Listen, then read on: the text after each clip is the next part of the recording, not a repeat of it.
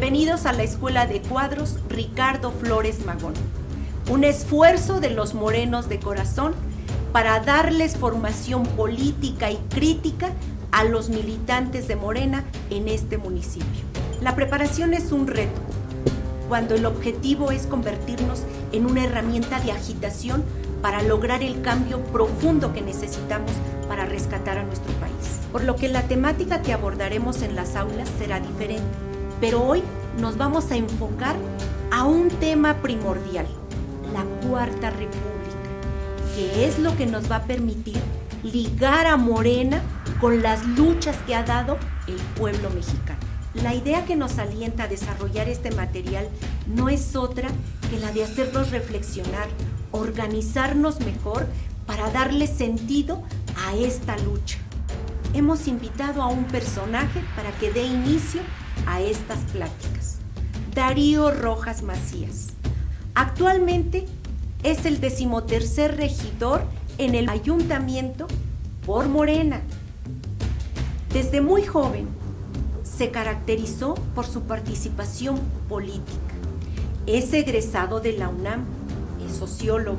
Su vocación es ser docente. Adelante, maestro. Muchas gracias. ¿Qué es la Cuarta República? Un esfuerzo del pueblo de México por liberarnos del régimen de privilegios, explotación y saqueo que hoy estamos viviendo. ¿Por qué decimos que la Cuarta República?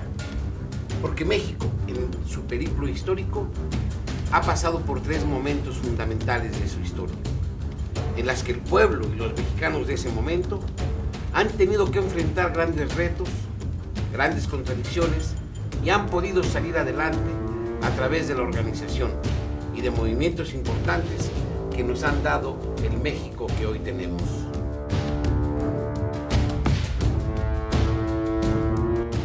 De los grandes periodos que México ha vivido, uno de ellos es la colonia, cuando España, el imperio más atrasado de Europa, vino y nos conquistó por lo que los expertos llaman un accidente histórico. La llegada de Cristóbal Colón a las Américas fue el encuentro y el choque de 2 culturas. Llegaron los españoles, aplastaron la cultura mexicana. México entró repentinamente a formar parte del desarrollo económico mundial a través del saqueo que hicieron los españoles de la minería, de la agricultura.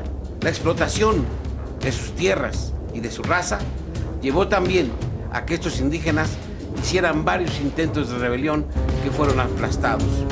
Muchos se acordarán del Negro Ya en Veracruz, del Indio Caneque en Yucatán y de otras muchas rebeliones, la resistencia de los yaquis. La diversidad de intereses que se generaron entre criollos, indígenas, las castas y el sistema de explotación brutal que existía fueron generando este descontento social y popular que daría como resultado el gran levantamiento popular del 16 de septiembre. Sin embargo, las contradicciones de clase eran grandes, eran muchas. Fue entonces que aparecieron figuras como las de Hidalgo, Morelos, Josefa Ortiz de Domínguez, Leona Vicario, Andrés Quintana Roo, Vicente Guerrero, Guadalupe Victoria y muchos otros revolucionarios de la época que lanzaron al pueblo a la rebelión. Por una parte, los indígenas y las castas se rebelaban contra la explotación, se rebelaban por recuperar sus derechos y sus tierras. Los criollos abogaban por ser ellos quienes dirigieran el virreinato. Eso fue lo que llevó a diversas visiones de la independencia. Una vez consumada la independencia de manera muy cuestionable y contradictoria, puesto que los que primero se oponían a ella después la firmaron, pero para que nada cambiara, preparándole el terreno a Fernando VII para venir a gobernar. Imagínense ustedes que nuestra acta de independencia, basada en los tratados de Córdoba, establece que quien va a gobernar el imperio mexicano va a ser Fernando VII, y eso era lo que declaraban como independencia. Esa es la fuente de por qué se nombró a Iturbide como el primer emperador, alguien que estuvo contra la independencia, que arrasó pueblos, pero después propuso a Guerrero firmar los acuerdos de Acatempan, formar el ejército trigarante y erigirse como el gran emperador de México. El imperio de Iturbide no logró consolidarse, pues quienes habían luchado auténticamente por la independencia de México no estaban conformes con que se pudiera erigir en México un gobierno imperial. Ellos, en el Congreso de Chilpancingo, que dio como resultado la Constitución de Apatzingán, habían trazado un proyecto de nación auténticamente independiente y que consagraba los derechos y la soberanía del pueblo de México. Por eso, el plan de Casamata lleva al derrocamiento de Iturbide y al establecimiento de un triunvirato que va a convocar a generar la primera gran república que tenemos en México. Gracias, maestro, por situarnos en la raíz que nos da identidad y por generarnos dudas que serán resueltas a través de preguntas que se formularán en cada equipo de trabajo. Maestro, por favor, háblenos sobre la Primera República. La Primera República tuvo como su sustento legal la Constitución de 1824, Constitución que se había conformado en un agrio debate entre quienes querían una república centralista y quienes querían una república federal. Finalmente, México quedó establecido como una república federal. Sin embargo, después del periodo que cubrió Guadalupe Victoria como primer presidente, ningún otro periodo sería estable. Las ideas del liberalismo eran las más avanzadas de la época. Ellas habían llegado y habían sido fuente de la independencia. Los liberales del siglo XIX esperaban hacer de México un país próspero, que entrara al círculo económico. Sin embargo, los privilegios de los conservadores impedían esto. El gran poder de la Iglesia y del ejército todavía impedía estas cosas. Eso provocó también la ambición de las potencias extranjeras, como Francia, que nos invadió y nos hizo firmar una deuda de 600,000 pesos oro para reclamar los derechos de un pastelero a quien le habían sido destruidas sus instalaciones. O bien el intento de España de reconquistarnos, o bien de los tejanos por independizarse, y de los Estados Unidos que nos invadieron y hicieron que 2 años después firmáramos el Tratado de Guadalupe Hidalgo, perdiendo más de la mitad de nuestro territorio. Este periodo de inestabilidad tuvo también como uno de sus protagonistas a un personaje gris y oscuro de nuestra historia, Antonio López de Santana, que ocupó 11 veces la presidencia de México. Fue derrocado por un grupo de liberales. Con Juan Álvarez a la cabeza, hicieron el plan de Ayutla. Entonces empezó nuevamente una lucha entre los liberales y los conservadores para ver quién tenía el poder. Nos ha quedado claro que este proceso fue muy doloroso, pero estábamos aprendiendo, estábamos buscando la definición de nuestro país. No fue fácil, pero maestro, vayamos a la siguiente reflexión.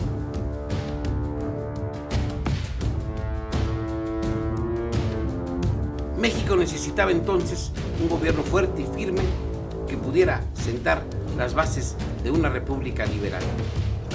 Sería esa gran generación de liberales la que enfrentó a Santana y lo derrocó, la que lograría tomar el poder. Sin embargo, después de un débil gobierno de Comonfort, de un gobierno que dudó en el rumbo y que no confió en el pueblo, es Juárez quien toma las riendas del país. Y son famosas sus leyes de reforma que junto con Miguel Lerdo de Tejada implementan para quitarle el poder a la Iglesia. La ley del registro civil, la educación laica y gratuita, la libertad de creencias. Todas estas cosas atentaban contra el poder de la Iglesia, al igual que la desamortización de los bienes de las manos muertas. Querían reactivar la economía. Esto causó nuevamente la ira de los conservadores, que hicieron un levantamiento en contra del gobierno de Juárez, la Guerra de los 3 años. Ante su fracaso, los conservadores recurrieron a las fuerzas reaccionarias del extranjero. Trajeron a Maximiliano de Austria y toda la reacción se echó encima del gobierno de Juárez. Los mexicanos entonces sufrimos nuevamente el saqueo, nuevamente la represión. Sin embargo, el pueblo de México nuevamente tuvo que enfrentar grandes contradicciones para organizarse y resistir. Con los liberales a la cabeza, el pueblo se organizó. Hicieron la defensa heroica de la patria y con el pueblo como respaldo, logramos echar al imperio en 1867 y entonces México ya tenía una base legal para ser una nación independiente. Sin embargo, las cosas no tendrían que ser nada fáciles. La gran ola capitalista invadió México y los liberales, convertidos en una oligarquía encabezada por Porfirio Díaz, instauraron una feroz dictadura para poder implantar aquí la entrada del capital extranjero de todo tipo.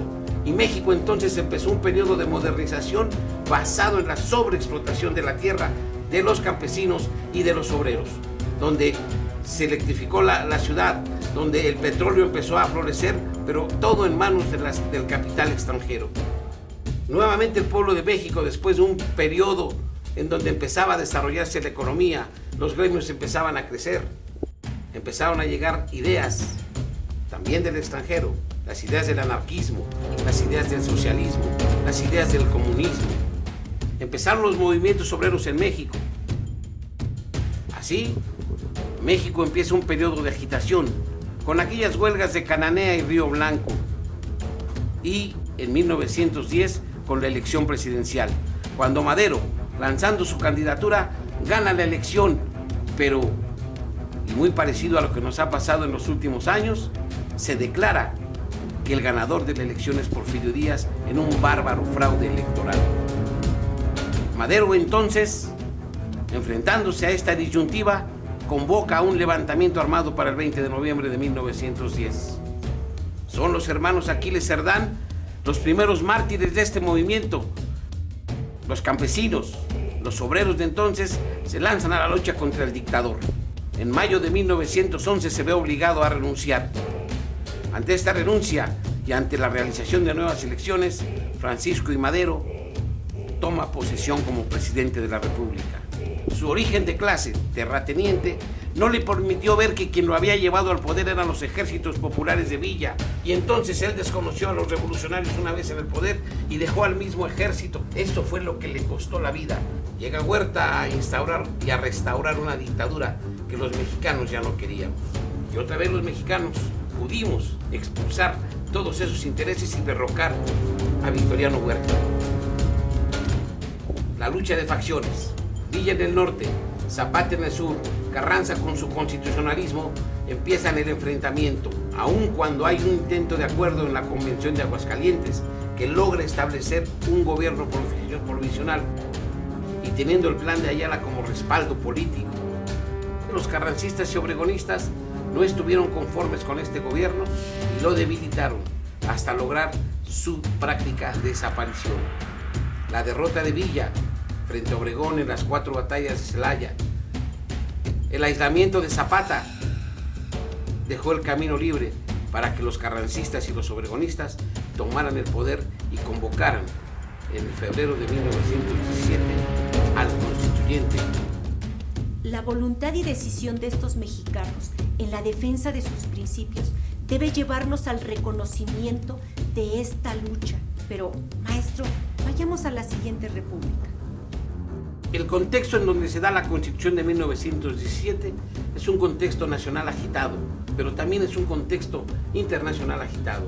Recordemos que estaba en proceso la Primera Guerra Mundial y nada menos, este conflicto daría como la potencia más importante del mundo a los Estados Unidos. Por otro lado, todavía los conflictos y el descontento popular continuaban. De tal manera que el contexto de esta Constitución, las discusiones que se dieron a su interior fueron muy interesantes y estuvieron marcadas por estas tensiones.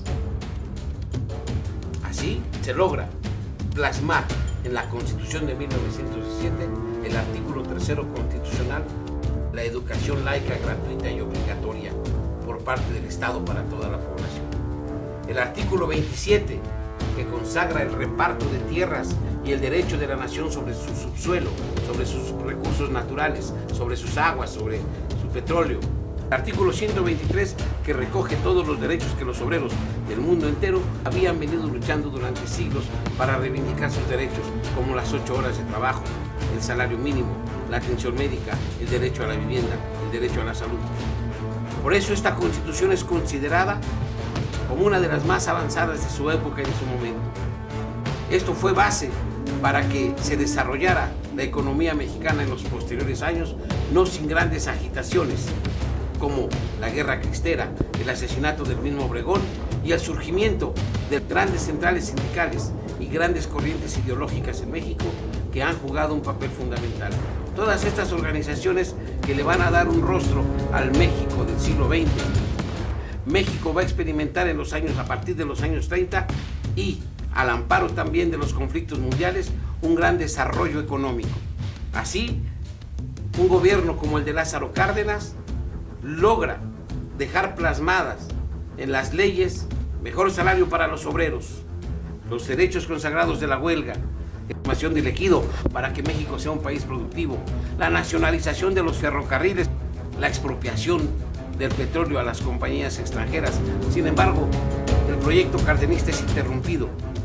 El Partido Nacional Revolucionario, que había surgido en 1929, convertido en Partido de la Revolución Mexicana, tomará otro rostro. Se va a aliar en gran parte a los intereses de los capitales para poder establecer gobiernos como el de Miguel Alemán, sumamente corruptos, que abrieron de par en par la puerta al capital extranjero, basándose en la corrupción de los funcionarios nacionales. Otra vez el país y los trabajadores se vieron envueltos en la injusticia, en la miseria, en la explotación. Por eso hoy, que México está degradado, que la corrupción ha crecido, que ese periodo de crecimiento ha terminado y que el neoliberalismo se ha impuesto sobre él, el reto que tenemos los mexicanos de hoy es cómo vamos a superar estos problemas. Si los mexicanos de antes se organizaron y lucharon, los mexicanos de hoy tenemos ese reto, vencer esas contradicciones y generar la Cuarta República. Es indudable que el legado que nos dejaron estos mexicanos que ofrendaron su vida por darnos mejores condiciones nos lleven a la reflexión y al compromiso de estar en esta lucha. Maestro, continuemos. Los mexicanos de hoy enfrentamos graves y grandes problemas.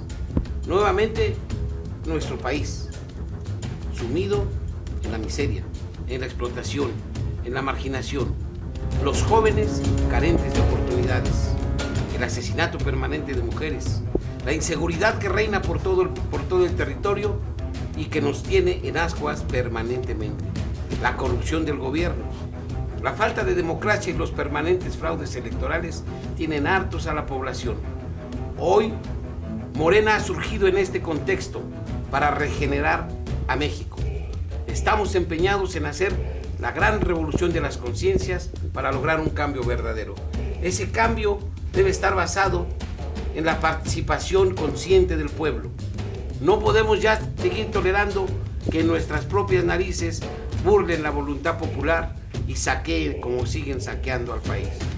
Los mexicanos de hoy, como los de antes, debemos tomar en nuestras manos el destino de esta nuestra nación para poder fundar la Cuarta República.